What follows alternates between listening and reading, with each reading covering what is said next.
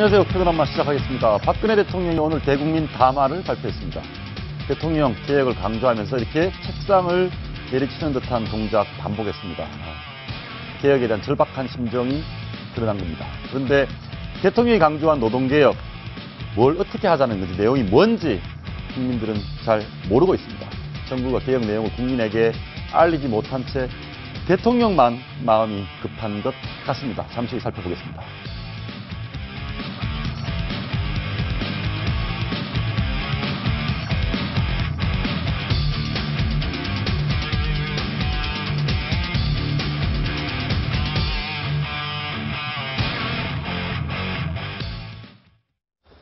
예전에는 여야 정치인이 함께 밥도 먹고 술도 마셨는데 그때는 정치가 있었는데 어제 그 박상천 전 대표 빈소에서 나온 소리들입니다. 정치권에 불나만 있고 정치는 없다, 이런 아쉬움이 나옵니다. 하나갑 전 민주당 대표 모시고 말씀 나눠보겠습니다. 어서 오십시오. 네, 안녕하십니까. 요즘 진짜 정치가 없어졌습니까? 정치가 있죠. 있습니까? 그러나 예. 이 정치에 낭만이 없죠. 낭만이 없다. 그리고 이 동지와 적과의 그 대립밖에 없는 것 같아요. 예. 근데 보니까 박상천 전 대표하고 뭐 비슷한 시기에 뭐 저 김대중 대통령하고 친하기도 하셨고 이렇게 대표하시고 총무하시고 친분은 좀 있으십니까? 예, 그럼요. 그런 일이 있어요. 제 기억으로는 1988년 그때 구정인가 신정 그랬을 거예요. 예. 자관 정월 초 이튿날인데 이 동아일보 논설위원으로 이 송시현 씨인가 뭐 이시현 씨인가 있었어요. 예. 그분이 박상천 이 대표하고 광주고등학교 동기예요. 그래 저한테 말입니다. 집에 있는데 전화가 오셨어요. 차 한잔 하자고. 예. 그때 요 옆에 서린호텔. 예. 거기 왔더니 이제 박상천 변호사를 소개한 거예요. 그래 박상천 변호사가 저보고 예. 김대중 총재님을 좀 뵙게 해주라 이거예요. 그렇군요. 그거 같으면 가자고 말이요. 그때 저 힐튼 호텔에 계셨어요. 그래 제가 하니까 가자고 나하고 같이. 그래 제가 이제 힐튼 호텔 가가지고 소개를 시켰어요. 박상천 전 대표를 처음으로 김대중 대통령을 만나게 했던 그렇죠. 것은? 예. 그래서 이제 이 독대를 하고 이제 그런 때는 저는 비켜주니까 독대를 하고 나오더니 아이고 나 이렇게 독대할 줄 몰랐습니다. 막걸리나 한잔 합시다 그러더라고요. 예. 그래 오늘 나도 들어가야 되니까 요다음에 막걸리 사세요는데 막걸리 한 잔 하잔 말이 그때뿐이고 그다음에 산 적이 없어요. 그렇고 내가 농담을 하고 그 원내 총무 때 우리가 집권했잖아요. 예. 그래 장관으로 가고 싶은 거예요. 본인이? 예. 그래 나한테 찾아왔어요. 내가 이제 원내 총무를 그만두고 장관으로 좀 가도록 도와주라고 말이죠. 예. 그럼 내가 원내 총무를 밀어주겠다 이거예요. 예. 그래 저는 정치하는데 그런 딜을 해본 적이 없어서 뭐 이제 대통령이 시키면 하는 것이고 안 시키면 안 하는 거지만 내가 나 시켜주란 말 해본 적 없거든요. 그런 일. 예. 그래서 내가 확답을 안 했어요. 그랬더니 며칠 지나니까 다시 와가지고 말이요. 말했습니까 안 했습니까 그래요. 그래서 아직 나 안 했다고 그러니까 그거 해주시오. 그래 나는 얘기를 했다 이거라. 박상천 대표 말씀이 나는 장관 시켜주세요. 예, 대통령한테 얘기하면서 그럼 원내 총무는 누가 하냐 그래서 한화갑이 시키면 될 거 아닙니까 그랬다는 거예요. 그래 한화갑 의원이 그때는 제가 처음에 이 피선거권 문제로 국회의원이 88년 못 됐어요. 예. 그러다 보니까 선수가 박상천 대표에 비해서 한 단계 낮아요. 제가 재선이요. 예. 그러나 다른 사람들은 나를 뭐 재선 국회의원 취급은 안 하죠. 3선, 4선 취급도 해줬는데. 예. 그게 이제 대통령 말씀이 재선이 어떻게 총무를 하냐 그러더라는 거예요. 그러니까 자기가 말했다 이거예요. 아닙니다. 그건 내가 수석 부총무로 지명을 해놓고 내가 물러나면 총무 대행하다. 총무하면 될 거 아닙니까? 그렇게 얘기했습니다. 그러니까 말이요. 나를 위해서 대통령한테 얘기를 해줘야 될 거 아닙니까? 막 따지듯 그래요. 그래 알았다고. 근데 어느 날 안가에 지금 비서실장 관저 그 앞으로 기억되는데 그거 안가가 있어요. 근데 대통령께서 취임 전인데 저를 부르세요. 예. 들어오라고. 그래 거길 가서 이제 얘기 끝나고 박상천 대표 얘기를 했죠. 법무부 장관을 하려고 하는 것 같다고 그랬더니 아무 말씀 안 하세요. 그러니까 아무 말씀 안 하실 때는 두 가지예요. 다 누구나 두 가지. 부정적이면 부정적으로 나오는데 아무 말씀 안 하시면 긍정인 거예요. 그래 그 다음에 박상천 대표를 만났더니 내 얘기 했습니까 그래요. 네 했습니다. 어떻게 했습니까? 저 박상천 총무가 지금 법무부 장관을 하고 싶어 합니다 했더니 아무 말씀 안 하시더라. 그래서 됩니까 말이요. 내가 법무부 장관으로 적격이라는 걸 말이요. 이렇게 딱딱 설명을 해 주셔야 될 거 아닙니까? 이래요.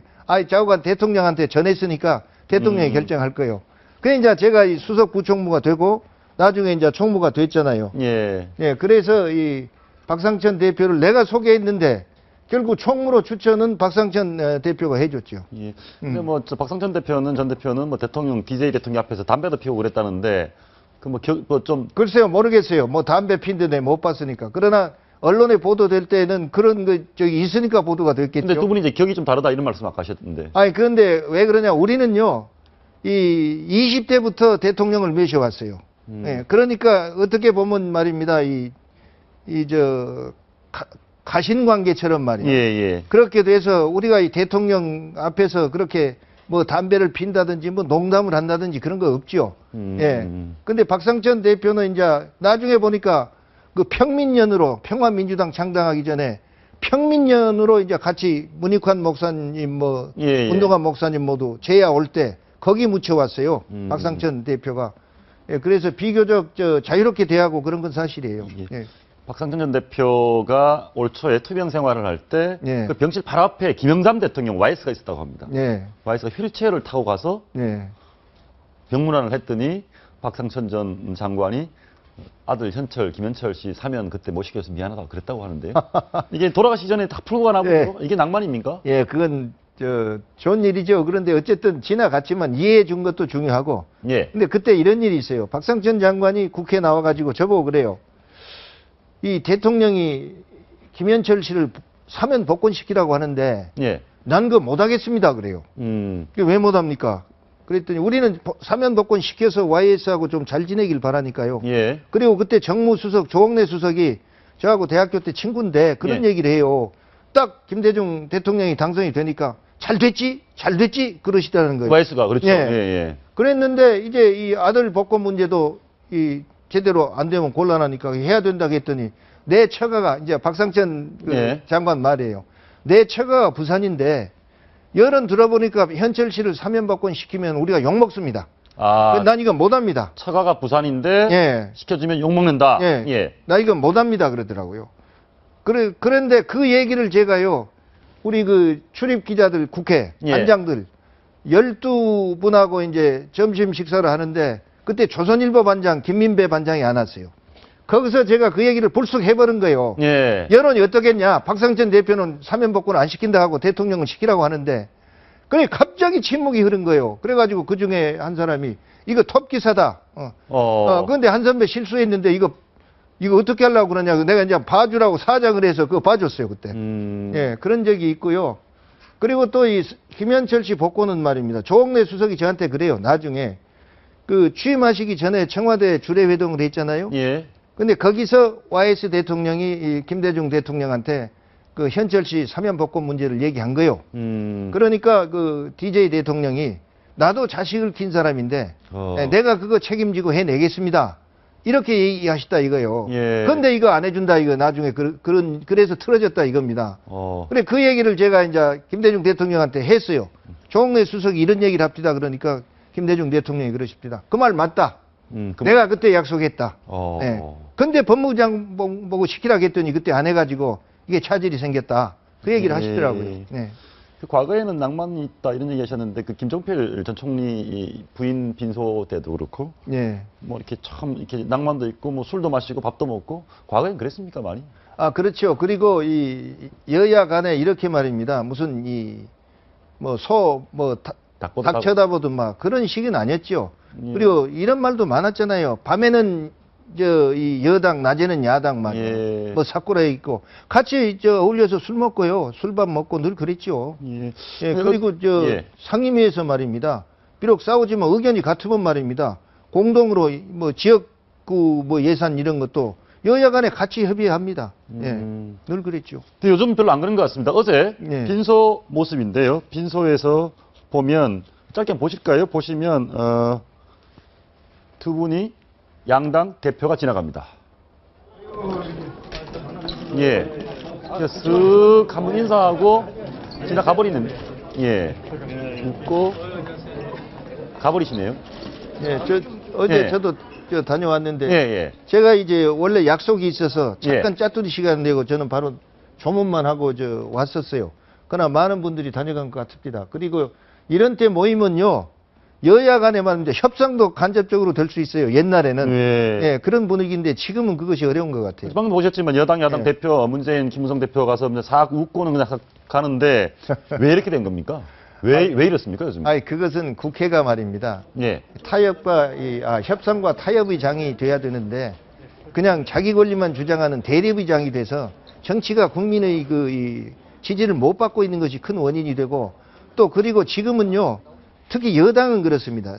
예, 김무성 대표는 어떻게 보면 자기 영역에 있는 것 같아요. 근데 제가 여당 대표할 때는요, 대통령이 김대중 대통령입니다. 예. 그러면 김대중 대통령하고 다른 목소리가 나오면 기자들이 그걸 보도해요. 예. 예, 그러고 이 여당 대표가 그럴 수 있냐는 식으로 얘기를 해요. 그러니까 제 목소리가 없어요. 그러니까 대표로서 자기 소신이 나타날 수가 없는 거예요. 대통령 뜻에 따라서 움직이니까. 예. 그래 여야 다른 점이 있습니다. 그러니까 그런 때는 어떻게 하냐. 내가 어디 가서 말실수라도 하면 대통령한테 누가 되니까 내 소신이 없어 보이죠. 예. 이것이 여당입니다. 과거에. 예. 그런데 지금은 옛날에 비하면요, 여당 대표가 이제 자기 소신을 갖고 있는 거죠. 예. 그리고 제가 이 원내 총무 때는요, 정말로 제 소신을 가지고 있어요. 그 당에서 무슨 협상하다가 부딪히면요, 제가 이제 이 대통령의 뜻을 알기 위해서 전화를 해요. 예. 전화를 드리면은 김대중 대통령께서는 꼭 그러세요. 한총무 생각은 어쩌냐? 제 의견을 먼저 물으세요. 예. 그럼 제 의견은 이렇습니다. 이러면은 그게 합당하면 그대로 해라 하고 합당하지 않으면 생각을 말씀해 주세요. 예, 이렇게 해서 조율이 됩니다. 예. 예, 원내에서. 그러니까 언제든지 내가 이 소신대로 말이죠. 여야 총무회담을 할 수가 있었어요. 예, 그리고 여담입니다만은 박이태 총무하고 우리 같이 총무할 때요. 예. 그때는 참 좋았어요. 언론에 막 겉으로는 싸우고 그러는데 딱 둘이 만나서 할 때는 박이태 총무는 그렇게 원칙이 있더라고요. 여당목, 야당목 알아요. 아, 여당목과 야당목을 안다. 예, 그러니까 이건 여당목이니까 가져라 이거예요. 근데 야당목 우리 주라 이거예요. 예. 그게 협상이 빨리 돼버리죠. 대표님 나오는 영상은 아니고 말씀하시니까 박이태 전 국회의장 얘기를 하시니까 박상천 전 대표와 박이태 두 분이서 이 대화를 나누는 장면이 있거든요. 짧게 한번 보시겠습니다. 옛날에는 여당이 부자고 야당이 가난했는데 요새 거꾸로 여당이 부자고 야당이 여당이 가난하고 야당이 부자예요. 여빈 야부입니다. 여빈 야부. 여당인 거 시인하네. 그래. 이제 어차피 여당이 될 거니까 선거 끝나면은 다시 이제 우리가 여당이 될 거니까. 혼동하는 것이 여당 이쪽으로 오는 거 아니에요? 그래서 한 10년 여당을 해놓으니까 입에 그냥 여당이 따라다니니까 이해를 좀 하시라고. 그리고 또 선거 끝나면 여당 될 거고. 한마디만. 그렇습니다. 그래서 김대중 후보는요. 이 돈 논쟁해봐야 남 주머니 돈을 제외한 나머지 어떻게 모든 합니까? 분야는 준비가 돼 있습니다. 제가 저 영상 준비한 게 저 때는 보니까 굳이 막말을 하지 않고도 할 말 다 하지 않습니까? 예, 그러고 또 예. 돌아서면 같이 술 먹고요. 예. 네. 요즘은 뭐 그냥 굉장히 심한 막말도 하고 저게 바람직한 모습입니까? 일부에서는 뭐 저렇게 너무 이렇게 야합이 아니냐 이런 가능성도 있다고 그러는데. 아니죠. 당의 입장을 대변할 때는 철저히 대변한 것이고 예. 또 협상할 때는 철저히 해서 타협을 찾아내는 거 아닙니까? 예. 네. 그리고 박이태 이 의장은요, 여야 간에 꼬이면요, 그 해결할 수 있는 묘안을 만들어내요. 예, 그런데 그거 자기 의견으로 얘기 안 합니다. 꼭 국회의장을 통해서 와요. 국회의장이 보자기에 가면은 이걸 이렇게 해결하면 어쩌냐고 그래요, 저한테. 예. 그래, 합당하면 제가 전화를 하죠. 김대중 대통령께 전화를 드려서 이거 의장 의견입니다. 예. 근데 저는 이거 좋을 것 같습니다 하면 그대로 하라. 그런 경우 대부분이었어요. 근데 나중에 일이 끝나고 나서는요, 박준기 의장이 꼭 그래요. 이건 박이태 아니다 그래요. 아, 이거 예. 박이태 아이디어다. 예, 그러니까 나름 지혜로웠던 시절이네요. 예, 그렇죠. 예. 알겠습니다. 오늘 박근혜 대통령이 대국민 담화를 발표했습니다. 예. 뭐 새로운 게 별로 없다 이런 얘기도 있고 뭔 소리인지 잘 예. 모르겠다. 예. 계획이 뭔지 모르겠다. 예. 이런 얘기도 있습니다. 어떻게 보셨습니까? 제가 보기에는요, 이 4대 계획을 주장한 지가 꽤 오래됐지 않습니까? 그러게 말입니다. 그게 다시 한번 강조한 거예요. 예. 예, 그리고 그런 생각이 듭니다. 저도 몇 번 만났더니 뭔 얘기인지 모르겠다 내용을 이런 얘기인데 그런 생각이 들어요. 제가 이거요, 자꾸 이 대통령 일에 말입니다. 부정적으로 얘기하는 것 같아 미안한데요. 예. 국민한테 알리는 것이 중요합니다. 대통령은 혼자 국민을 위해서 무엇을 할 것인가 고뇌하고 말입니다. 애써요. 그런데 국민한테 그것이 제대로 전달이 안 되는 거예요. 근데 왜 그러느냐 제가 생각해 봤어요. 그 대통령 목소리만 있지 그 책임 장관, 속된 말로 장관의 목소리가 없는 거예요. 그러면 노동개혁 하면은 노동개혁을 책임진 장관이 말입니다. 아이 국영 그 방송 있잖아요. 와서 예. 정부 선전한 거예요. 이것이 국가 100년 대계를 위해서 중요한 것이고 예. 이렇게 가는 것이 선진국으로 가는 길이고 이렇게 해야 우리에게 미래가 있단 말이야. 그러니 국민들 이해해 주시고 이렇게 합시다. 이렇게 나와야지. 지금 대통령 머릿속에만 있고 혼자 가지고 있다. 혼자 얘기하니까 장관들은 말입니다. 전혀 그런 플레이할 시간 없지 않습니까? 예. 이 내각을 활용해서 내각을 통해서 국민들한테 알리고 결국 그렇게 해서 국민들이 이게 이 스스로 토론이 형성돼 가지고 야 이건 우리나라 장래를 위해서 박근혜 대통령 추진한 일이 옳다. 아 그러면 이 일이 돼야 될 거 아니냐 우리가 잘 되기 위해서. 예. 그러면 국민이 야당한테 압력도 넣는 거예요. 그런 목소리가 나오면 여론조사에서 이렇게 해서 다방면을 활용해 가지고 예. 좀 이 어렵지 않게 이 개혁을 끌고 갈 수도 있는 건데 혼자 애쓰시고 혼자 구상하고 혼자 그냥 이 누가 밀어준 사람 없어 짜증이 나고 이런 것 같아요 제가 볼 때. 예. 막 보니까 막 책상을 치려는 듯 그 정도로 절박한데 예. 오늘 이제 어떤 단어를 쓰셨는지 보니까 경제와 혁신, 경제 38번, 개혁, 혁신 38번, 당연히 국민도 많이 나왔습니다. 그러니까 저 개혁, 혁신, 경제 혁신 저 얘기를 특히 노동개혁 같은 경우에 뭘 어떻게 하는 건지 국민들이 모르거든요. 예, 그렇죠. 대통령, 모든 걸 대통령 탓만 할 수는 없지 않습니까? 그렇죠.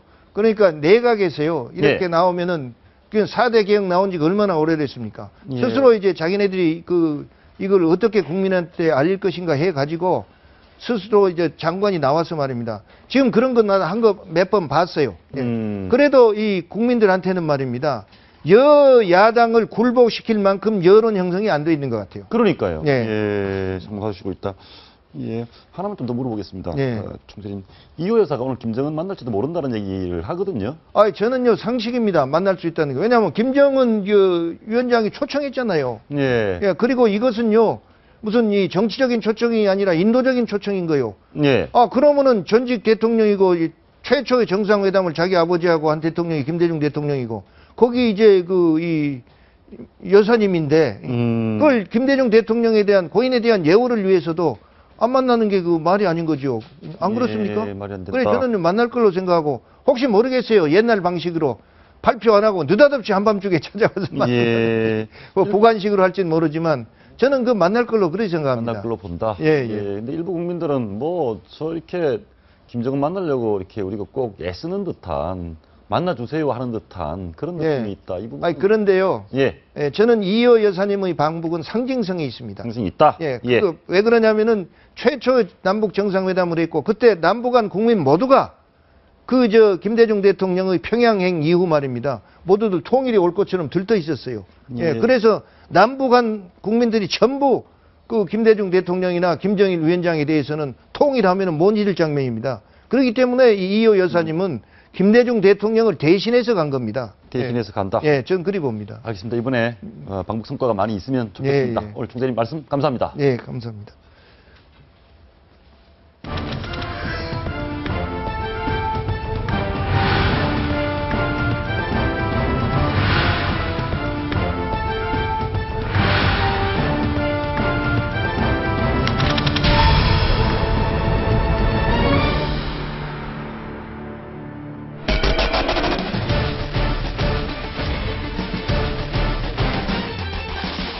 아이고 10년 전이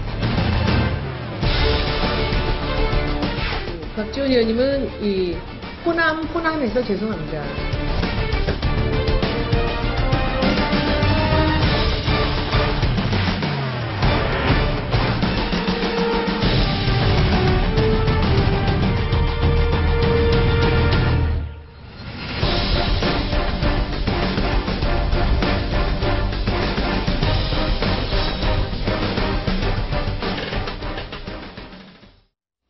네, 약속도 안 했는데 묘한 일이 벌어졌습니다. 중도 신당의 축으로 이름이 거론되던 새 거물, 손학규, 유승민, 김부경 이 세 사람이 한 자리에서 우연히 만났습니다.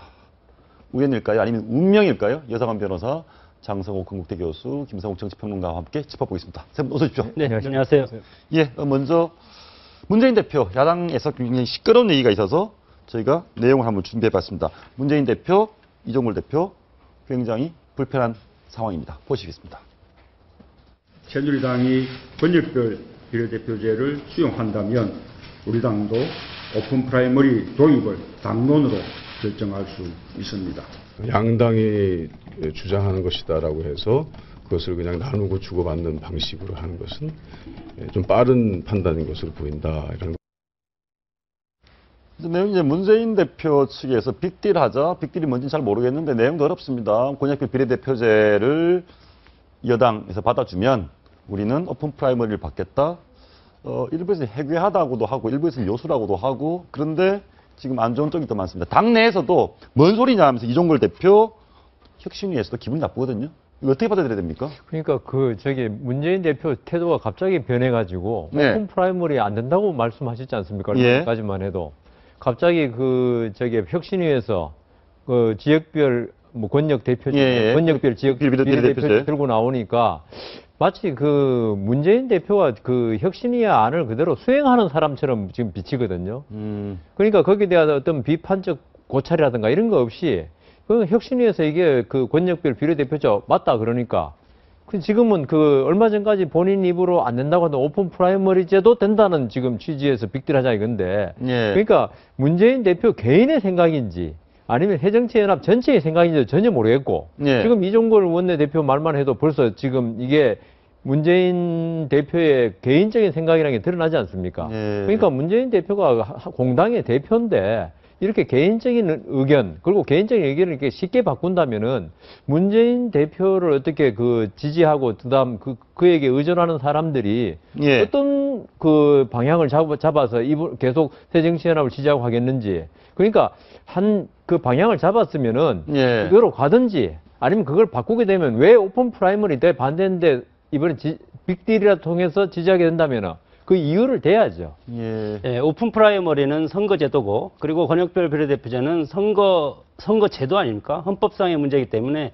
이것이 빅들의 대상은 저는 아니라고 봅니다. 예. 그리고 당내에서 지금 문재인 대표하고 이종걸 원내대표하고 지금 소통이 안 되는 것 자체가 권역별 비례대표제를 정말로 실시를 했을 경우에도 예. 여당 야당 합의를 떠나서 권역별로 비례대표를 임명하는 임명권이 대표한테 있을 수밖에 없습니다. 아니면 네. 개파 수장한테. 그렇기 때문에 거기에서는 이종걸 원내대표가 힘을 쓸 수가 없죠. 그러니까 이종걸 원내대표는 당연히 이거에 대해서는 네. 반대 입장을 표할 수밖에 없을 겁니다. 네, 아니 두 가지 면에서 문제가 될 수밖에 없는데요. 논란의 소지라고 볼 수도 있습니다. 권역별 비례대표라는 건 필연적으로 일반 국민이 상식적으로 보기에도 국회의원 숫자가 늘어납니다.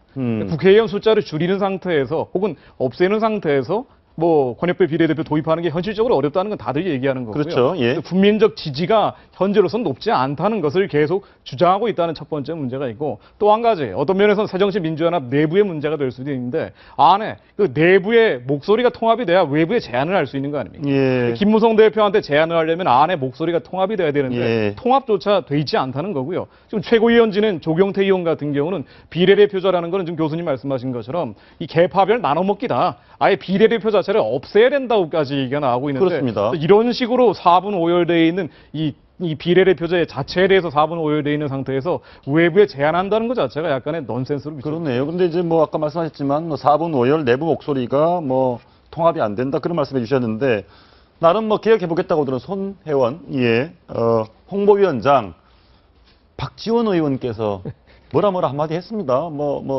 문바 이런 말씀하셨죠. 예.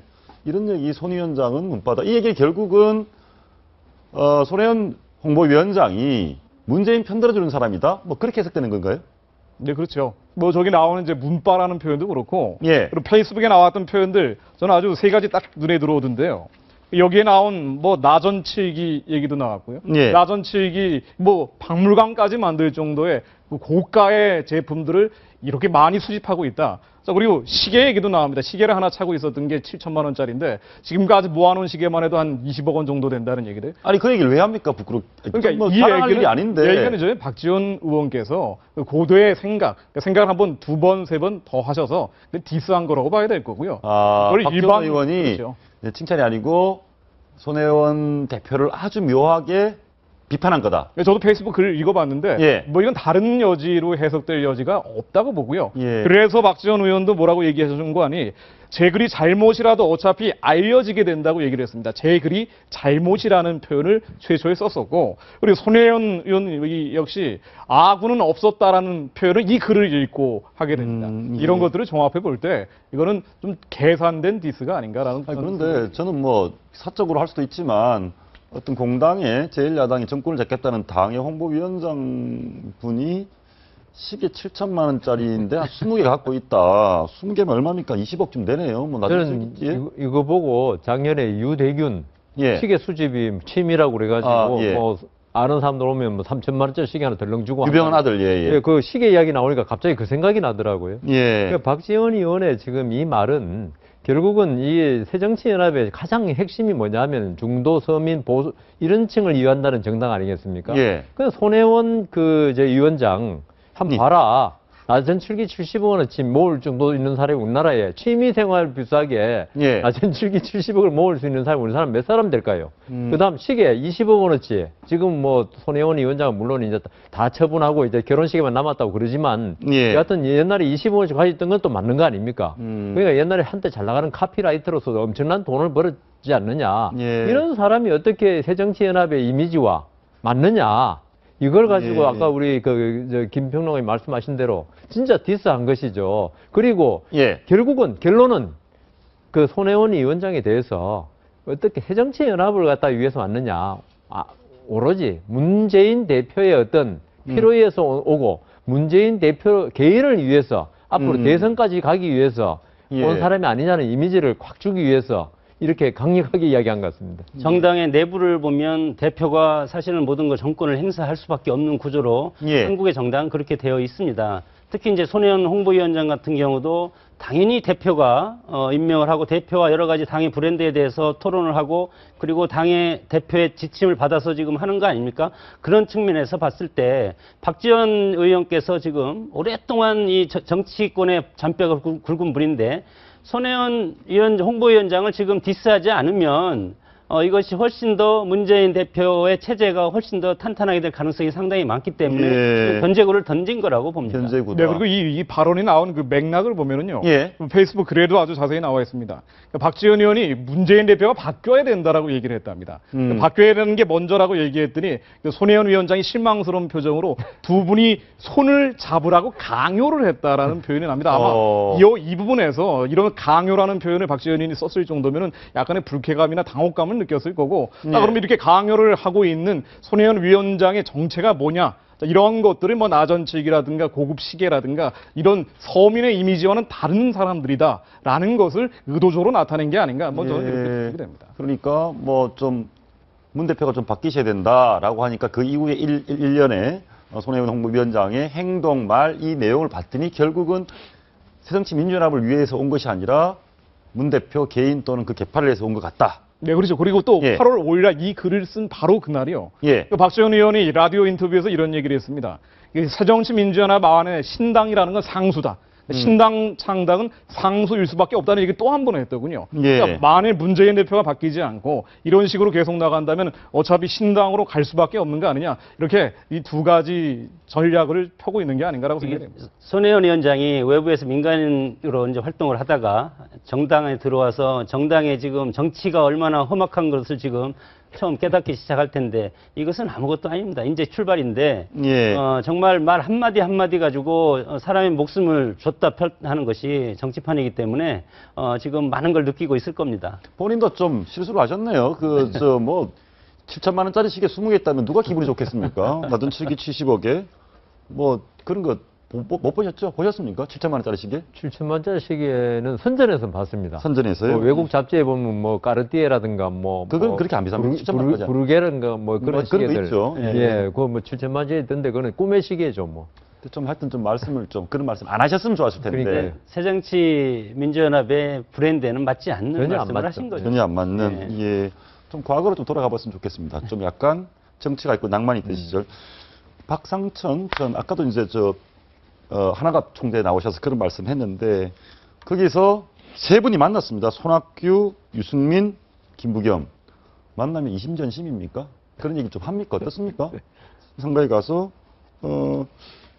뭐 신당 얘기가 말을 안 해도 이심전심 좀 눈빛으로 좀 교환을 하는 겁니까? 이게 뭐 우연히 만난 예. 건데도 불구하고 여기에는 뭔가 뭐 어떤 필연성이 있는 게 아닌가 뭐 이런 느낌도 받게 되고요. 예. 신당 창당하기 위해서 지금까지 가장 부족한 부분, 자금이나 조직, 그리고 이 차기 대선 후보 누군가 유력한 사람이 있어야 되지 않느냐, 예. 리더가 있어야 되지 않느냐, 이제 이런 얘기들이 나왔는데 그 대안이 될 수 있는 사람은 결국 지금 강진에 있는 뭐 손학규 전 대표가 될 수밖에 없다. 이런 얘기들이 저 모락모락 나오고 있는 차에 마침 세 사람이 모이게 된 거고요. 또 유승민 효과를 포함해서 지금까지 나오고 있는 새누리당 안에 일종의 예. 반 새누리 정서, 약간의 그 새누리당 내에서 이탈되고 있는 이 정서를 또 포괄하는 일종의 뭐 그 혹자들은 표현합니다만은 뭐 합리적 보수, 합리적 진보의 연대가 가능한 거 아니냐, 뭐 이런 표현도 나오고 있죠. 임채정 전 국회의장이 이런 얘기했습니다. 세 사람을 놓고 여기서 신당 하겠네 이런 얘기를 했습니다. 세 분 다 손 대표 왔지, 유 대표 왔지, 여기서 신당 창당하겠네. 침묵을 해야지 뭐라고 말을 하겠습니까? 여기서 예. 중도신당이라는 말을 했지 않습니까? 예. 박상천 의원이 평생 지론이 중산층과 서민을 위한 중도 개혁 정당 건설이 평생의 꿈이었습니다. 뭐 저도 어느 정도 이렇게 아는 분인데, 그래서 과거에 새천년 민주당 시절에 이제 열린우리당 분당에서 나갔죠. 그때 당시에 하나갑 의원이 당선돼서 이제 민주당 끌고 오다가 하나갑 의원이 정치를 못하게 돼서 그 후 바통을 이어받은 분이 지금 박상천 의원이 당 대표로 들어온 겁니다. 그때 이제 장상 대표랑 경선을 해서, 그래서 그때 당시에 그러니까 꼬마 민주당을 쭉 끌고 오다가 신당을 만들었는데, 그 신당이 뭐냐면 김한길 의원이 25명이 나왔지 않았습니까? 그렇죠. 열린우리당 선거 탈당을 해서 나와서 만든 정당이 중도 통합 민주당입니다. 그래서 여기에서 박상천 지금 그 상가집에서 이제 공통적으로 하는 것이 박상천 의원이 평소의 지론이 중도라는 거기 때문에, 그래서 이제 중도 신당이라는 얘기가 나온 것 같습니다. 제 생각에는 아직 유승민 전 원내대표 약간의 정치 역정이 아직은 뭐 지금 완성 중이죠. 예, 짧죠. 예. 예, 근데 김부겸 전 의원이나 손학규 전 대표 같은 경우, 그다음 유승민 대표의 공통점이 있지 않습니까? 어떤 그 당의 어떤 주류, 그다음 패거리 정치라는데 반기를 들고 이게 그 중도 합리적으로 가야 된다. 실제로 패거리에 반기를 들었는지 안 들었는지는 모르겠으나 그런 이미지가 있는 건 사실이죠. 이미지를 가지고 전부 다 나왔죠. 그러니까 손학규, 김부겸은 한나라당에서 그때 나왔고, 뭐 그러니까 좀 전에 말씀드린 유승민은 아직 그런 정도는 아니지만 그래도 새누리당의 그 유력 개파인 친박에서 미움을 받아서 이렇게 지금 원내대표마저 못하고 있는 상태인데, 거기서 세 분이 아마 동병상련의 심정을 느끼지 않았을까. 전부 다 이렇게 사실 주류에 따라가면 편하지 않습니까? 정치하는 게. 뭐, 편한데 그 가시밭길을 스스로 선택해서 간다는 데 대해서 정파를 떠나서, 당신도 어려운 길을 걷고 있구나. 특히 손학규 전 대표 입장에서 볼 땐 두 분을 볼 때 자신과 같은 역정을 택한 것에 대해서 나이도 아직 젊은 후배들이고 한데 많은 어떤 연민의 정도 느낄 수 있고, 그렇지만 제 생각에 그 세 분이 있다고 해서 임채정 전 의장이 뭐 신당 나오겠네, 이거는 조금 과장된 표현이 아닐까. 천정배 의원은 빈소에 오자마자 문상하고 나서 바로 손학규 고문 가셨나요? 이걸 물어봤다고 합니다. 손학규 고문이 무슨 얘기를 했는지 한번 들어봤으면 좋겠는데요. 천정배 의원이 가장 먼저 손학규 고문을 찾았던 것도 의미심장한 것 같습니다. 손학규 전 대표 얘기 한번 들어보시겠습니다. 신당 뭐 그런 좀 얘기도 나오고 여러 가지 좀 관심을 많이 갖고 계신데 좀 한 말씀만 좀. 질문을 좀 좋은 질문을 해야지. 저건 뭡니까? 질문을 좀 좋은 질문을 해야지. 라는 것은 어떤 메시지로 보여집니까? 답하기 편한 걸 해야 될 텐데 정계 은퇴한 사람한테 정치를 하라고 그런 질문을 하면 할 말이 아직은 없지 않습니까? 물론 정계 은퇴를 했다고 해서 정치를 다시 못할 것은 아닙니다. 과거에 김대중 대통령도 정계 은퇴를 그렇죠. 했다가 예. 다시 대통령까지 오른 경력이 있기 때문에 그러나 손학규 의원 같은 경우는 좀 다른 것 같습니다. 제가 보기에는 예를 들어서 새누리당, 한나라당에서 대선 후보까지 갔다가 새정치민주연합으로 가서 야권의 대선 후보로 해서 낙선하지 않았습니까? 예. 그래서 정계 은퇴를 했는데 거기에서 다시 번복을 하기는 저는 쉽지는 않다고 봅니다. 예. 그랬을 때 예를 들어서 뭐 어제 중도신당이고 김부겸 의원 같은 경우도 과거에 한겨레민주당 출신 아닙니까? 동작에서 출마했다가 나중에 한나라당으로 와서 다시 새정치민주연합으로 간. 그렇죠. 예, 이제 각각의 역정이 다 틀린데 거기에서 봤을 때는 사실은 유승민 의원 같은 경우만 지금 오로지 한 당을 끌고 온 어떻게 보면 큰 정치가가 되려면 예. 주류 어떤 한 틀에 서서 끝까지 가는 사람이 승리할 수밖에 없는 것이 예. 우리 정치의 현실이고 DJ나 YS나 수많은 정당을 만들고 깨고 했지만 그들은 어떤 한 노선을 쭉 오면서 당명만 바꾼 거거든요. 그렇게 봤을 때 여러 가지 차이점은 있다고 봅니다. 저는 손학규 전 대표 저렇게 이야기한 것은 본인 생각에는 지금 신당을 만들고자 한 천정배 의원 여러분 이런 분들이 자신을 이미 은퇴한 자신을 이용하고 있지 않는가 어떤 그 손학규라는 어떤 상징성. 근데 변호사님 지난번에 손학규 고문 스스로가 정치하고 싶은 생각이 곰팡이처럼 스물스물 이렇게 생겨난다 그랬거든요. 곰팡이 절대 안 없어지거든요. 네, 그렇죠. 그러니까 예. 이 손학규 고문은 일단 정계 은퇴한 상태이기 때문에 예. 뭔가 다시 등장하기 위해서는 시대가 자신을 이끌어낸다는 강력한 명분이 필요합니다. 그러니까 아직까지는 그 명분이 축적되지 않았다고 보는 거고요. 다만 이 세 사람의 만남에 이 중도신당이라는 의미 부여가 되는 것은 세 가지 정도 이유가 있을 겁니다. 이 세 사람 다 한나라당이라는 그런 어떤 이 과정상의 공통점이 있고요. 예. 그리고 이데올로기적인 공통점도 있습니다. 이 세 사람 다 안보 면에서는 비교적 보수적 입장을 취하고 있고 그리고 경제적인 측면에서는 경제민주화라는 공통분모를 가지고 있습니다. 이런 면에서 뭐 보수 측에서는 뭐 좌파 포퓰리즘이라는 비판도 받고 있습니다만은 예. 어쨌든 이런 이념적 공통점 그리고 과거의 뿌리 그리고 현재 다른 입장에서 서로 다른 영역에서 자신의 영역을 개척하고 있다는 이 공통점들이 있기 때문에 세 사람의 만나면은 중도신당은 당연히 거론될 수밖에 없을 것 같습니다. 영상을 보면 유승민 의원이 제일 이렇게 좀 뭐랄까 숙인다 그럴까요? 얼룩덜룩하는 예, 그 다음에 이제 뭐 이 하늘 같은 선배님들을 모시고 있는 듯한 그런 자세를 채우고 있는데요. 천정배 의원은 또 새정치민주연합 의원들하고 뚝 떨어져 앉았습니다. 서로 원수입니까? 예, 정치는 원수처럼 될 수밖에 없습니다. 같은 배를 타면 원수가 다시 친한 동지가 되는데 예. 유권자들도 마찬가지입니다. 당이 틀리면 동네에서도 서로 적대시하지 않습니까? 예. 하물며 그런데 국회의원들 같은 경우는 저 사람이 뜨면 내가 죽을 수가 있는 거고 저 당이 성공하면 우리 당이 죽을 수가 있고. 그러네. 천정배 신당이 성공하면 새정치는 죽겠네요. 예. 야권 같은 경우는 지금 천정배 신당이나 호남 신당이나 아니면 지금 주류 세력이나 3등분 돼가지고 어느 쪽으로 기울면 두 쪽이 다 죽게 돼 있습니다. 왜냐하면 유권자들은 되는 쪽으로 밀어주는 경향이 예, 있기 때문에 그렇죠. 예. 그래서 지금 상당히 서로 눈치 보고 삿바싸움을 하고 있는 단계가 아닌가 그렇게 봅니다. 천정배 의원이 이틀 전에 아주 재미있는 얘기를 했습니다. 새정치민주연합에 대해서 사무다, 4개가 없다 그랬는데 성찰, 소통, 반성, 책임이 없고 단순히 비판이 아니고요. 여기에 대해서 한마디 더 덧붙인 게 당의 혁신이 불가능하다라고 아예 사망선고 비슷한 표현을 했습니다. 이런 예. 표현을 할 정도면 이제는 뭐 같이 가기 어려운 라이벌 상대라고 봐야겠죠. 예, 최근에 논란이 되고 있는 롯데그룹 얘기 짧게 좀 해보려고 하는데요. J롯데월드에 예. 엄청나게 큰 태극기를 다는 중입니다.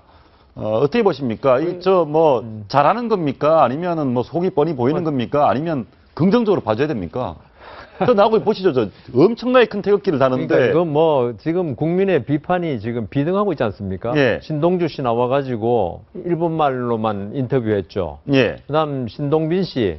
물론 그 한국말을 약간 언어를 하긴 했지만 한국말을 했지만 신동빈 씨 부인이 누굽니까? 또 일본 여성입니다. 예, 그렇죠. 예. 그렇다가 이번에 드러난 거 그 롯데홀딩스라는 일본 회사가 결국 한국 롯데그룹을 지배하고 있는 거 아니냐. 그리고 한국 롯데에서 벌어들인 돈에 뭐 한 500여 원이 일본 롯데로 가지 않느냐. 결국 이게 한국에서 이게 진짜 어제 누가 어떤 분이 그래 양두구육 아니냐. 한국이라는 그 저게 위에 그걸 걸고 밑에는 일본 아니냐라고 누가 그러시더라고요, 방송에서. 예, 한국이라고 주장하고 있습니다. 저 태극기를 그러니까. 통해서 강하게. 그래서 지금 국민들이 불매운동 무슨 지금 난리가 났지 않습니까? 예. 이런 상태에서 롯데가 저렇게라도 하면서 우리 국민들의 마음을 돌려놔야겠다는 좀 절박함이 있는 거죠. 예. 그러니까 그게 뭐 진정인지 뭐 비진정인지는 모르겠지만 지금 롯데로서는 있죠. 지금 주식가 폭락하고 있죠. 이런 상태에서 우리가 한국 기업이고 한국에 기여하는 롯데라는 이미지를 지금 국민들한테 주는데 지금 뭐 심혈을 기울이지 않을 수가 없는 거죠. 이런 거 어떻습니까? 저 태극기 이런 행위를 놓고 이런 분들이 있습니다. 아니 사장단 뭐 이 사과부터 해야지, 대국민 사과부터 해야지, 나는 신동빈 편입니다. 이런 거 하고 있으면서 태극기만 건다고 해서 바뀌냐, 이런 의견이 있고, 롯데도 좀 억울하겠다, 태극기까지 걸고 나름 애를 잘 쓰고 있다, 이런 얘기도 있고요. 뭐가 맞습니까? 기업에서는 마케팅이라고, 정치에서는 정치 선전이라고 하는데 예. 그 중에서 가장 효과적인 것이 태극기입니다. 태극기. 정치인들이 태극기를, 오늘도 박근혜 대통령 태극기 옆에 놓고 지금 대국민 메시지 발표했지 예. 않았습니까? 애국심과 국가라는 것을, 애국심이라는 것을 국민들한테 상징적으로 보여주는 것이 태극기이기 때문에 저것을 딱 해놓은, 예를 들어서 뭐 우리 롯데는 국민기업이고 국민을 위해서 지금까지 70년 동안 국민을 위해서 이렇게 경제발전을 위해서 헌신을 해왔고 최근에 이런 불미스러움이 있지만 그래도 결국은 태극기를 딱 띄움으로써 국민기업이라는 것을 한마디로 나타내는, 홍보적으로는 가장 큰 전략적인 아주 수단을 쓴 거고, 국민들이 그렇게 받아줄까요? 어떻게 보면 예. 받아들이는 입장에서는 좀 생뚱맞지만 예. 그러나 국민들은 그걸 깊이 생각하고 오래가지 않습니다. 그래서 어떻게 보면 홍보 효과는 좀 봤다고 봅니다. 롯데그룹은 지금 창사 이래 가장 큰 위기입니다. 예. 지금 팔고 있는 제품들도 소비재 위주고요. 대체재가 다 있죠. 롯데 과자를 안 먹으면 다른 회사 과자를 먹으면 됩니다. 예. 그렇죠. 그런데 이 국민들에 대한 소비재로서의 이미지, 특히나 한국 기업이 아니라 일본 기업이라는 이런 아주 본질적인 문제점들에 대한 비판을 안고 있는데 이번 지분 갈등 놓고 드러나 버린 거죠. 그러다 보니까 이 창사일의 최대 위기를 맞아서 저런 마케팅을 할 수밖에 없는 입장이고요. 뭐 이게 국가 경제에 어떤 영향을 미치느냐, 뭐 우리들은 그런 고민을 할 수밖에 없는데 어쨌든 뭐 저런 필사적인 노력은 롯데로서는 불가피하다고 볼 수 있습니다. 국민들이 받아들여 줄까요? 어떻습니까? 근데 제 생각에는 예. 저것도 뭐 아까 우리 장 교수님 말씀드린 이미지 메이킹상 중요하지만 어떤 우리 국민들에 대해서 우리 롯데가 사실 소비재로 이때가 성장해 왔지 않습니까? 예. 그걸 떠나서 우리 대한민국 사람들한테 어떤 실질적인 도움을 줄 수 있다는 방안을 이번에 좀 제시해야 됩니다.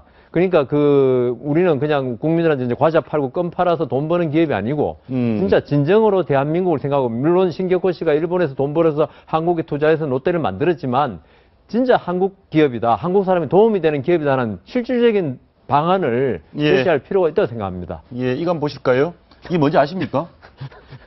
이게 지금 장하성 교수, 대단한 석학입니다. 대단한 석학, 대한민국의 대단한 석학이 장하성 교수가 분석했는데요. 이 롯데 지분 구조가 이렇게 생겼습니다.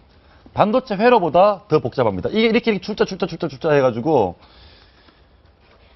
이렇게 복잡한 출자다 보니까 소유가 누가 소유했는지도 우리 금융당국에서도 모르고 있다고 합니다. 왜 이렇게 했을까요?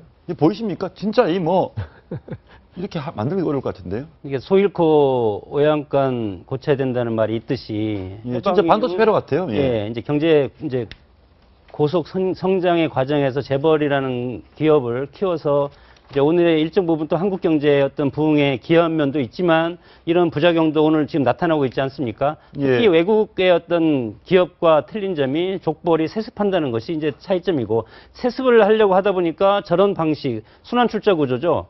이것이 뭐 10만 개가 넘다고 그러는데 최근에는 뭐 416개로 줄였다고 합니다. 예. 그런 것이 이미 이제 드러나기 때문에 이 기회에 정부에서도 이런 순환 출자 구조에 대해서 기업에 대한 것도 정부에서 관여를 해서 이런 것을 좀 경제 민주화 측면에서 앞으로 관리할 필요가 있다고 봅니다. 롯데 입장에서 조금 여러 면에서 불리한 게요. 지금 보면 신격호 회장이 갖고 있는 지배하는 페이퍼 컴퍼니죠. 일종의 찾아가 봤더니 뭐 또 투자회사 롯데를 지배하는 투자 찾아가 봤더니 알고 봤더니 신격호 회장 자택이더라. 여기 이제 L투자회사. 네, 가봤더니 그렇더라.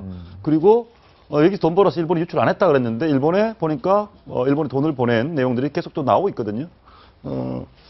거기다가 은둔의 CEO 뭐 이런 얘기도 나오고요. 집무실 아무도 못 올라가고 이런 부분이 해소되지 않는 상황에서 태극기 내건다고 해서 또 우리 믿어달라고 해서 믿어줄까요? 이게 저 복잡한 지분 구조, 저게 이제 문제가 어떤 것들이 나오게 되냐면요. 예. 저게 뭐 어떤 뭐 황제 경영을 한다고 해서 그거 자체가 절대적인 악이라고 봐서는 절대 안 될 것 같습니다. 롯데가 반국가 기업도 아니고요. 예. 다만 저런 불투명한 지분 구조에서 시장의 불투명성이 나오고 투자자들이 손실의 위험성이 커지고 이건 국가의 이 경제적인 마이너스로 갈 수밖에 없습니다. 예. 또 한 가지 이런 불투명한 지분 구조에서 정경유착의 가능성도 지금 나오고 있는 거고요. 예. 세금을 탈세를 한다든가 과연 여기 한국에서 번 돈이 어디로 가느냐 하는 이 정의에 대한 본질적인 문제 제기도 될 수가 있고 또 하나 아주 불리한 상황에 처해 있는 게 지금 신동빈 회장이다 신동주 전 부회장 병역 문제가 있지 않습니까? 그렇죠. 이런 식의 여러 가지 것들 이런 복합적으로 얽혀서 나오고 있기 때문에 롯데로서는 매우 불리한 상황으로 가고 있고요. 이런 걸 어떻게 극복해내느냐 뭐 신격호 회장의 결단이 필요할 것 같은데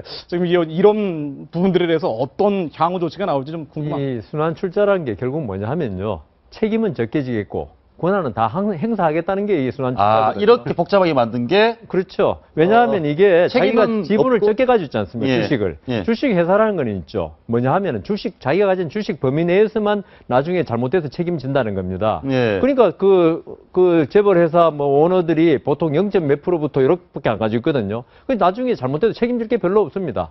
그 과세관청으로부터 그렇고. 예. 그 대신 이렇게 순환 구조를 통해서 이 권한은 오롯이 황제로서 행사하겠다는 거거든요. 예. 근데 지금 사실 지금 롯데 이야기가 나와서 그렇지 우리나라 재벌들이 거의 같은 형태를 취하고 있거든요. 최근에 지주회사 체제로 가면서 많이들 이제 예, 많이 하려고 하고 좋아졌지만 있죠. 예. 그 전까지는 그런 식으로 황제 경영을 그리고 비밀주의 그게 비밀주의고 사실 그 재벌들의 가장 큰 문제점이었죠. 국민들이 지금 이 재벌들이 어떻게 경영하고 이거 어떤 식으로 나눠져 있고 이걸 전혀 모르는 상태란 말입니다. 예. 그게 그리고 경영의 불투명성 그래서 외국에서 그 한국 경제에 대해서 비판할 때도 어떤 비밀주의 재벌의 어떤 이렇게 독식 체제 이런 예. 걸 많이 비판하고 있습니다. 예, 기업 정보 사이트에서 한 기업 정보 사이트에서 10대 그룹 기업 문화 분석했더니 롯데가 꼴찌로 나왔습니다.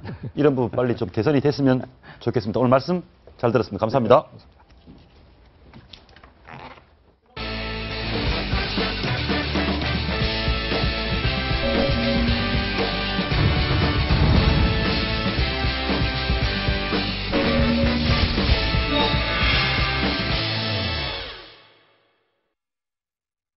이호 여사가 방북한 지 이틀째입니다. 김정은과의 만남, 성사를 두고 관심이 많습니다. 이호 여사가 2011년 김정일 국방위원장이 조문을 갔을 때도 깜짝 만남 가졌습니다. 이번엔 어떤 모습이 연출될지요.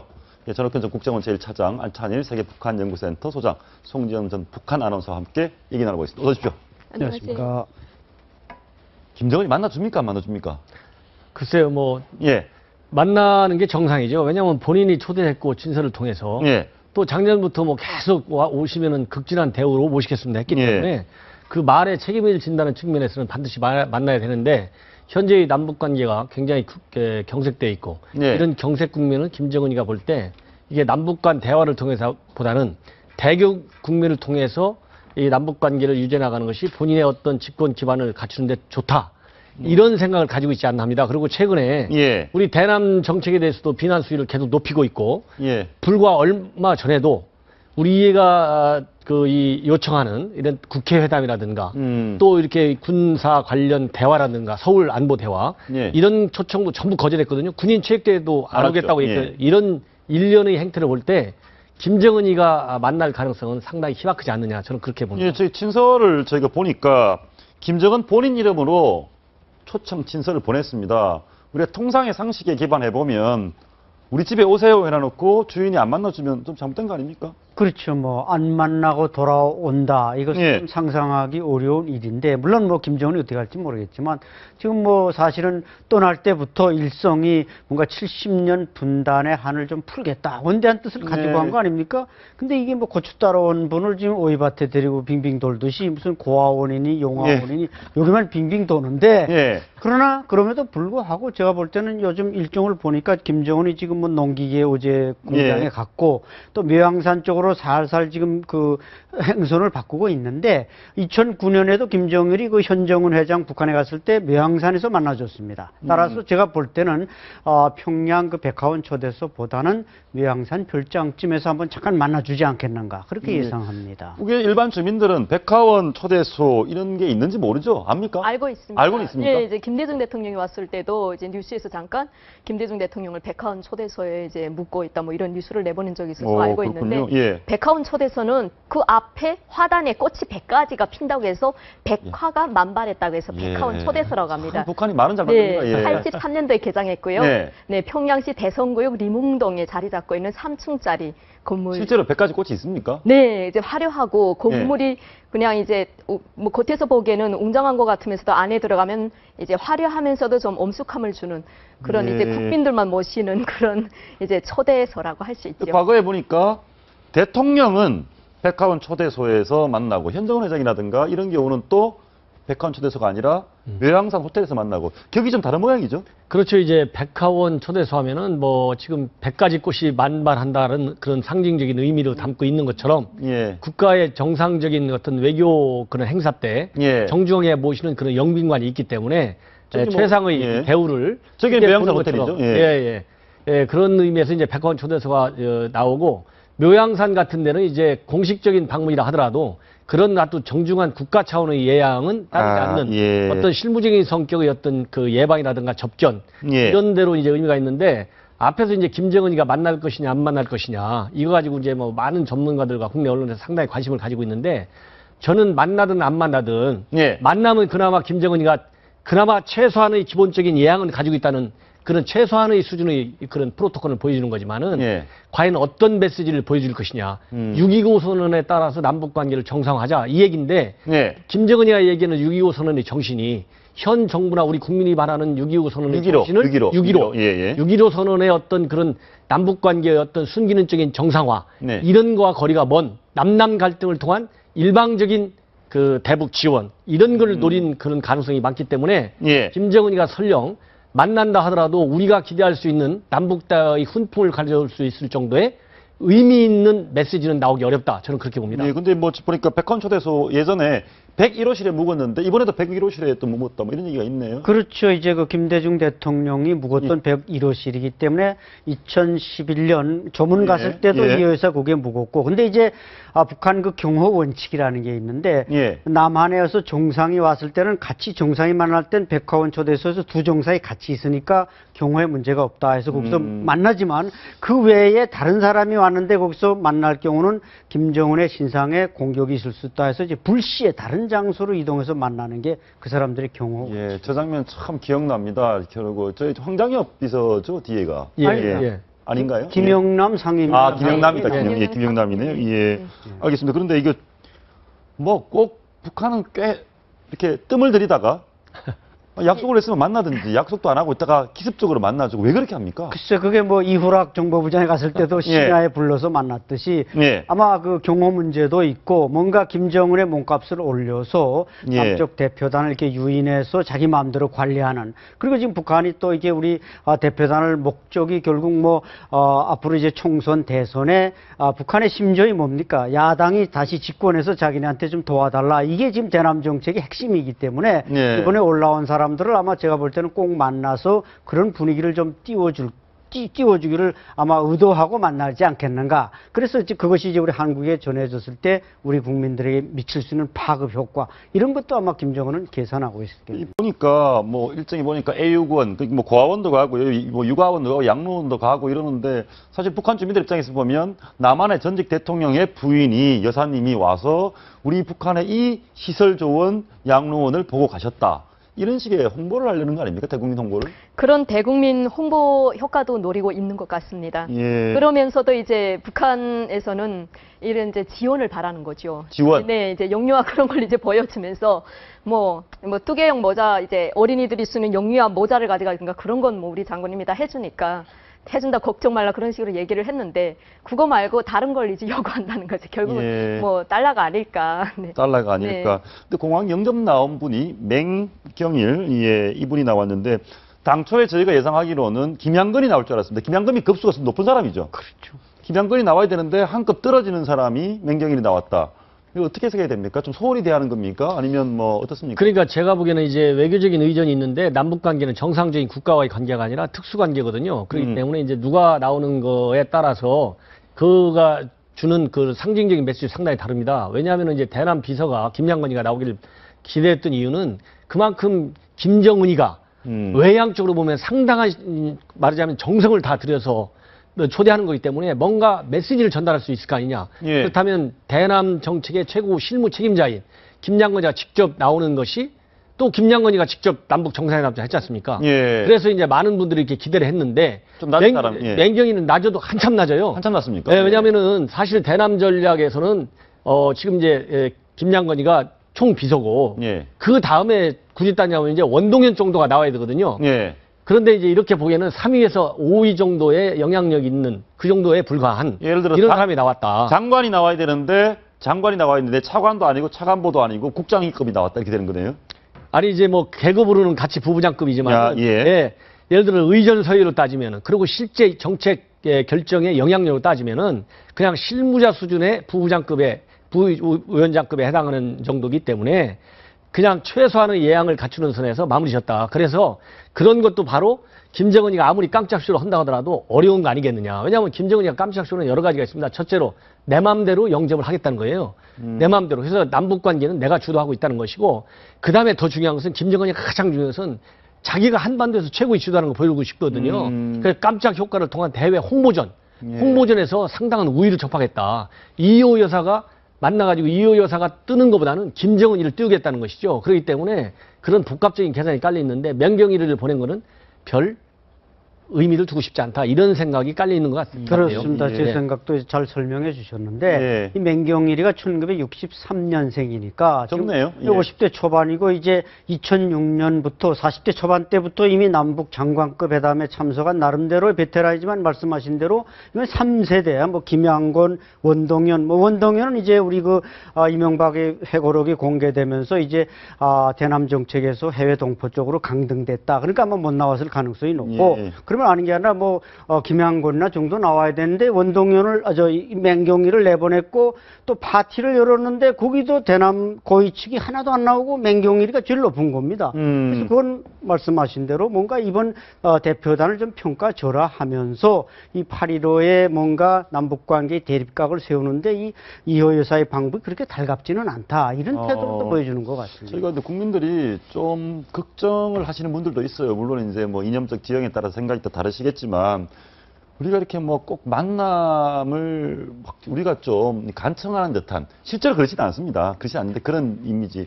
뭐 김정은이 한번 만나주면 대단한 우리가 뭐 좋은 것처럼 그래서 과거에 왜 꽃장수 김장수 전 장관이 이제 참 국민들 사이에서 뜬 게 바로 이 장면인데요. 남들 김정일에게 고개 숙여서 인사할 때 김장수 전 장관만 꼿꼿해가지고 우리도 또 남북 관계에서 저런 자세가 필요한 거 아닙니까? 꼭 숙여야 됩니까 저렇게? 그렇습니다. 특히 현재 국면에서는 이제 일각에서도 특사를 보내야 된다, 뭐 오이사제출을 우리가 손해만 받게 되니까 빨리 풀어야 된다 이런 얘기하는데 바로 저 꼿꼿한 이미지의 연장선상에서 지금 현재 남북 대화를 우리가 이렇게 구애하는 식으로 보여주면 오히려 김정은은 더 도망간다. 이럴 때는 원칙에 약간 강한 입장으로 대화의 테이블로 끌어내오는 데는 압박을 더 많이 강하게 행사하는 것이 오히려 더 효용성이 더 크다. 저는 그렇게 봅니다. 그런데 이번은 경우가 좀 다른 것 같습니다. 예를 들어서 90세가 넘은 참 고령의 이호 여사니까 오히려 좀 나이 드신 분한테 이렇게 막 친하게 잘하는 모습을 보여서 오히려 김정은이 고개를 이호 여사한테 숙이고 막 이렇게 하면서 자기가 뭐 좋은 사람인 걸 연출하려고 하진 않을까요? 그렇지. 이제 인덕 정치 하는데 이제 북한에서는 이제 노병들을 존경하고 뭐 어르신들을 공경하라 이런 말도 북한도 합니다. 근데 뭐 이제 김정은이 이제 이호 여사의 남편 되시는 이제 김대중 대통령이 예전에 이제 북한을 많이 도와줬지 않습니까? 그런 걸 봐서라도 이호 여사님이 또 연세도 있고 그러니 또 이제 키도 좀 작으시고 이러니까 허리 굽혀서 정중하게 이제 보여주는 자세로 자기는 정말 이제 인덕이 있고 도덕이 있는 그런 사람이라는 걸 전 세계적으로 좀 과시하지 않을까. 인덕 정치, 인덕이 있는 분이 한 70명씩 총사를 하는지 잘 이해는 잘 안 되는데 그 내용이 있습니다. 지난번에 왜 노병대회였죠? 노병대회에서 그 빨치산 출신 100살 다 된 분이죠. 황순이. 네, 황순이. 그분 앞에서 뭐 이렇게 그분하고 하던 장면을 이 장면입니다. 이렇게 굉장히 이제 할머니한테 잘하는 모습, 저 모습 비슷한 장면을 연출을 하려고 하지 않을까. 그렇죠. 이번에도 아마 만나는 장소가 묘양산이든 백화원 초대서든 저 황순이라는 여성은 이제 빨치산 1세대이고 96세거든요. 근데 우리 이여 여사가 93세인가 이렇게 됐는데 아닌 게 아니라 뭐 자기 초청을 받고 온 이 노인네를 어떻게 대접할지 그 모습을 또 잘 연출해서 북한 내에서 어떤 효과의 극대화를 노릴지 이건 모르겠습니다만은 어쨌든 김정은의 지금 현재 포지션은 남북 관계에서 8.15까지 뭔가 대립각을 세우는데 이여 여사를 어떻게 활용하느냐 여기에 대해서 상당히 머리가 좀 복잡할 가능성이 높습니다. 예, 그거 하나 물어보겠습니다. 지금 송재영 아나운서가 북한에 그대로 살고 계셨다면 살고 계시는데 남한에서 김대중 전 대통령의 미망인인 이호 여사가 왔어요. 그래서 뭐 과원도 가고 양로원도 가고 이렇게 쭉 다니시다가 묘양산 갔다 오셔서 김정은 지도자를 만났습니다. 이게 조선중앙TV로 방송이 되면 어떤 생각하실 것 같습니까? 그러니까 간부급 이상급 되시는 분들은 그 모든 이제 위에 있는 분들은 기득권 분들이라고 하시죠. 그분들은 생각이 깊습니다. 아, 남쪽이 우리를 도와주려고 하고 있냐? 뭐 이렇게 좀 희망에 찬 생각도 가지고 있고 근데 이제 밑에 있는 일반 사람들은 평범한 국민들이 어떨 것 같습니까? 평범한 국민들은 아무 관심 없습니다. 저기 무슨 러시아에서 뭐 어떤 대통령이 온다고 해도 뭐 어디서 대통령 온다고 해도 관심이 누가 왔나? 뭐 우리를 만나러 온 게 아니고 김정은을 만나러 왔기 때문에 관심이 없습니다. 뭐 배급을 좀 주려고 하냐? 아니면 우리나라에 뭘 퍼주려고 하나? 이런 기대는 살짝 가질 수 있는데 정말 일반 국민들은 관심이 없습니다. 그래도 뭐 우리 지도자가 대단하다 뭐 이런 생각을 하겠네요. 제가 볼 때는 아마 북한에 한 가지 노린 게 있을 수 있습니다. 김대중 대통령의 그 정상회담도 김정일을 찾아온 걸로 와서 아련한 걸로 많이 선전했거든요. 8.15쯤으로 이제 텀을 잡은 것은 날짜를 잡은 것은 8.15를 계기로 해서 또 남조선에 저런 와서 김정은에게 인사를 했다. 이렇게 이제 노동신문에 보도할 가능성은 상당히 높습니다. 아, 노동신문에서요? 그러니까 선전 효과는 있습니다. 그러니까 우리 김정은 동지를 찬양하기 위해서 남조선의 해외에 있는 남조선에 있는 이제 그 김대중 대통령의 부인이 미망인께서 이렇게 직접 찾아와서 선물도 드리고 인사도 드리고 존경의 표시를 표하고 갔다. 이러면 김정은에 대한 우상 이미지는 조금 더 올라가지 않을까. 그런 효과는 있습니다. 이호 여사가 방북하시는 것은 취지도 좋고 그렇긴 한데 북한이 그렇게 선전용으로 활용하는 거죠. 할 수는 있다. 근데 이번에 가는 보니까 뭐 영유아 모자 보건시설 아동병원 이렇게 가는 것도 인적 정치를 보여주기 위한 건가요? 왜 그런 데 꼭 데리고 갑니까? 그거는 이제 우리 이호 여사 측에서 처음부터 인도적인 측면에서 이호 여사가 직접 뜬 목도리거든요. 그렇죠, 예, 맞습니다. 그렇기 때문에 이호 여사의 의지를 북한 측에서 반영해 준 겁니다. 그렇기 때문에 이호 여사께서 가고 싶어하는 그런 영유아 시설 이런 데 집중적으로 감으로써 이호 여사가 이제 인도주의적인 측면을 굉장히 강조했거든요. 그런 인도주의 성격의 방문에 맞는 방문 시설을 소개해줬다. 이렇게 보시는 게 좋을 것 같습니다. 저 영상을 보니까 참 연출을 한 것 같습니다. 누가 왔는데 생판 모르는 사람이 왔는데 온 아이들이 단체로 우르르 뛰어가서 매달리는 게 아이들의 통상적인 모습은 아닌 것 같은데요. 저런 시설 많이 있습니까, 북한에? 그러니까 이제 이희호 여사님이 가기 때문에 평양에서도 제일 전 영유아 시설 그 전에 이제 몇 달 전부터 저 아마 첫 총장을 보내기 전부터 저기는 뭐 간부들이 방문해가지고 이거 고치라 저거 고치라 어린이들 이렇게 교양져라 아마 사상전 뭐 이런 아마 이제 힌트가 많이 들어갔을 겁니다. 그래서 이제 어떻게 연출하는 건 어린이들에게 더 똑똑한 어린이들 공부 더 열심히 시키고 선전학습 더 열심히 시키고 어른이 이제 남조선에서 방문단에 왔을 때 물어보면 어떻게 대답해야 됩니까? 연습까지 다 시키는 정도입니다. 그리고 뭐 일반 뭐 지방에는 영유아 시설이 아니고 평양에서 체거를 김정은을 막 때리는데 아이가 때렸다 큰일 나는데 저. 체거를 안 해. 아니 뭐 저건 철이 없으니까 저런 건 뭐 저렇게 괜찮을 것 같습니다. 워낙 정상적인 나라가 아니어서 자기 인간미가 넘치는 사람이란 걸 이제 보여주는 거죠. 인간미 넘쳐는 알겠습니다. 묘양산은 북한에서 제일 인기 있나요? 금강산이 좋습니까? 묘양산이 좋습니까? 뭐 묘양산이나 금강산이나 우리나라의 명산이 아닙니까? 묘양산은 묘하게 이제 생겼다고 해서 묘양산인데 뭐 묘양산엔 보현사도 있고 김일성, 김정일을 찬양하는 이제 국제 친선 전람관도 있고 보여줄 게 한두 가지가 아니죠. 비로봉이라든지 무슨 묘양산에는 온갖 것을 이제 다 이제 자랑시키기 위해서 거기에 이제 묘양산 초대서도 이제 초청하지 않았을까? 지금 조금 전에 오후 4시에 이 회사가 평양에서 묘양산으로 떠났다고 합니다. 예, 묘양산을 했습니다. 그럼 만나면은 묘양산에서 2박을 하시게 되니까 결국 이 묘양산에서 만나게 되는데요. 김정은이 예를 들어 묘양산을 찾아와서 만나준다. 아, 만나준다는 표현이 그런가요? 만난다. 그러면 어떤 의미를 부여할 수 있습니까? 그러니까 이제 묘양산이 평양에서 이제 서북쪽으로 있지 않습니까? 예. 원래 이제 8월 초순경에 김정은의 휴가, 원래 역대 지도자들도 그랬고 8월 초순에 휴가를 가는데 묘양산에 가서 한 1, 2박 하고 그다음에 이제 신의주로 올라와서 창송이라는 압록강 기슭에 또 휴양소가 있습니다. 예. 김정은이 이미 한 2차례 거기 갔었고 후지모토 겐지 증언을 통해서도 그 창송 휴양소가 나왔는데 아마 김정은이 북쪽 휴가를 떠나면서 묘양산에서 이 여사를 만나고 거기서 한 또 하룻밤 쉬든지 하고 이제 창성으로 떠나는 그런 스케줄 때문에 이효 여사를 그쪽으로 부르지 않았나 이렇게 판단할 수 불렀다. 예. 예. 혹시 진짜 안 만나주면 어떡합니까? 그나마 안 찾아오면? 만약에 안 찾아오면 본래대로 이 김정은이 모습을 보여주는 것이고 예. 찾아오면 예외적으로 김정은이가 좀 정신 좀 차린 그런 지도자의 모습으로 탈바꿈하고 있다. 이런 시그널을 보여주면서 지금까지 이제 이호 여사의 방북 관련해서 이 보수나 진보 양 진영 간의 어떤 그 특별한 의견 표출은 별로 없지 않습니까? 그렇죠. 인류의 뭐 정체불명의 보수 성향을 가진 단체가 어떤 신변을 위협하고 이런 것밖에는 파장이 별로 없거든요. 그래서 김정은이가 이제 만약 만나주면 현재 국내에서 일어나고 있지 않는 표면화되고 있지 않는 남남 갈등에 불을 좀 붙여주는 그런 시그널을 보여주는 하나의 첫 그 단추가 될 것이다. 저는 그렇게 봅니다.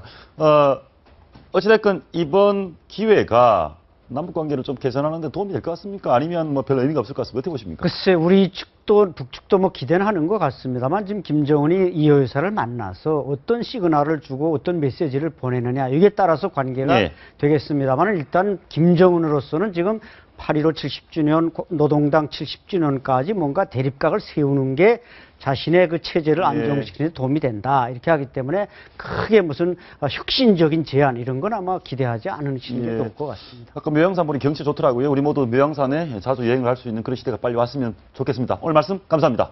감사합니다. 전국에 폭염특보가 내려진 곳이 많습니다. 건강관리 잘 하십시오. 시청해주신 여러분 고맙습니다.